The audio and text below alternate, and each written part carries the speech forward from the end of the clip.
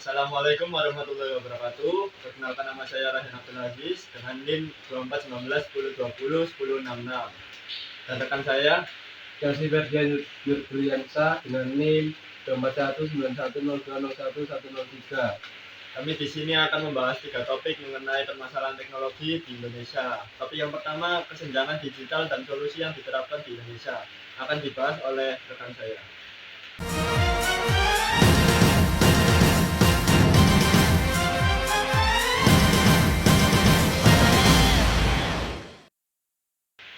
Selama pandemi COVID-19, kesenjangan digital telah menjadi isu bagi dunia internasional. Pada akhir tahun 2020, International Telecommunication Union memperkirakan sekitar 2,9 miliar orang di dunia masih belum terhubung internet atau offline. Situasinya jauh lebih buruk di negara-negara belakang, di mana rata-rata 2 dari setiap 10 orang yang mendapatkan akses online. Menilik balik sejarah berawal dari kemunculan internet tahun 1990-an. Saat itu internet masih dinikmati oleh kelompok sosial ekonomi tinggi sehingga memicu diskriminasi soal baru. Indonesia menghadapi tantangan monumental dalam era digital yang terus berkembang pesat, kesenjangan digital yang semakin melebar. Fenomena ini tidak hanya menciptakan jurang pemisah antara mereka yang memiliki akses ke teknologi dengan mereka yang tidak, tetapi juga membentuk disparitas sosial ekonomi yang signifikan di berbagai lapisan masyarakat. Di kota-kota metropolitan seperti Jakarta, Surabaya, dan Bandung, kita menyaksikan pemandangan yang telah menjadi bagian integral dari kehidupan modern perkotaan. Trotoar dan ruang publik dipenuhi orang-orang yang sibuk dengan smartphone mereka, berbalas pesan, menjelajahi media sosial, mengelola keuangan melalui transaksi digital, mengakses layanan pemerintah, mengajukan keluhan kepada pemerintah, bahkan membuat perpanjangan SIM maupun paspor secara daring. Lalu topik yang kedua yaitu serangan cyber terus menimpa lembaga pemerintahan Indonesia.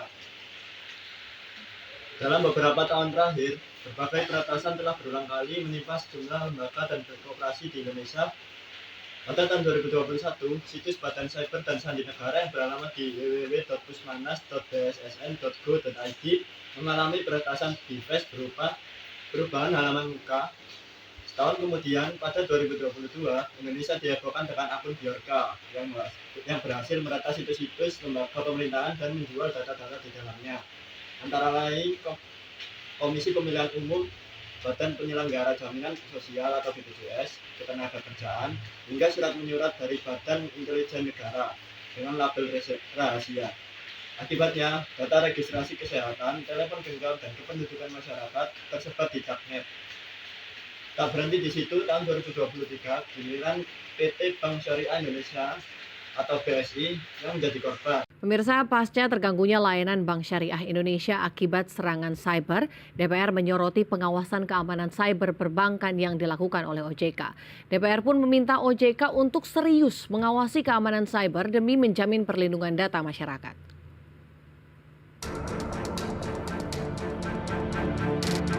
DPR menyoroti pengawasan keamanan cyber perbankan yang dilakukan Otoritas Jasa Keuangan, menyusul gangguan layanan pada salah satu bank yang sempat berlangsung hingga kurang lebih 1 minggu.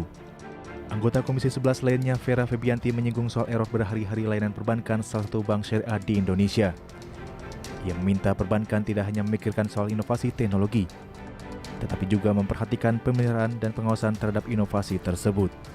Sementara itu, anggota Komisi 11 DPR Andreas Edi Susetio menegaskan bahwa pengawasan keamanan cyber sangat penting karena menyangkut perlindungan data masyarakat. Topik yang ketiga adalah isu privasi dan perlindungan data di Indonesia. Isu privasi dan perlindungan data di Indonesia telah menjadi sorotan terutama setelah disahkannya UU Perlindungan Data Pribadi pada tahun 2022 dan mulai diberlakukan penuh pada Oktober 2024. UU ini bertujuan melindungi data pribadi individu dan memperketat aturan terkait pengolahan data oleh perusahaan dan lembaga pemerintah. Dalam UU PDP, perusahaan harus mendapatkan persetujuan eksplisit dari pemilik data untuk memproses informasi pribadi dan memiliki kewajiban untuk memberitahukan berbagai akses pemrosesan, seperti tujuan penggunaan data dan durasi penyimpanannya. Meskipun UU PDP dianggap sebagai langkah maju dalam kerangka hukum Indonesia, pelaksanaan regulasi ini dihadapkan pada berbagai tantangan. Beberapa masalah yang muncul adalah kekurangan kejelasan dalam regulasi teknis, terutama mengenai pengecualian, kepatuhan untuk kepentingan umum, serta aturan tentang hak privasi yang seringkali bersinggungan dengan hak-hak. Berikut kami hadirkan juga rangkuman sejumlah kasus kebocoran data yang pernah terjadi di Indonesia. Di tahun 2022 terkait dengan data SIM card yang dijual pada saat itu diklaim sebagai ulah hacker Bjorka, bahkan kabarnya ada 1,3 miliar data pendaftaran SIM card. Data yang bocor termasuk NIK atau NIK, nomor telepon provider, bahkan sampai tanggal pendaftaran yang mencapai 87 GB. Data-data ini semua dibanderol senilai 743,5 juta rupiah. Lalu tahun ini, tahun 2023, ada juga kasus kebocoran data terkait data nasabah BSI atau Bank Syariah Indonesia. Sebelumnya terdapat keluhan gangguan layanan. Transaksi 8 Mei 2023, Lockbit mengklaim serangan terhadap BSI. Ada 1,5 terabyte data pribadi berhasil dicuri dalam kasus pencurian data ini. Sebagai informasi, Lockbit adalah salah satu kelompok ransomware asal Rusia. Lockbit sempat bernegosiasi dengan pihak BSI dan meminta tebusan sebesar 296 miliar rupiah saat itu.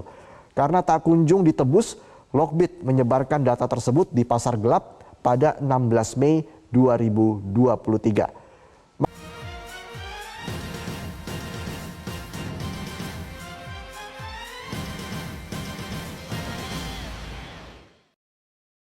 Tadi merupakan 3 topik permasalahan teknologi di Indonesia.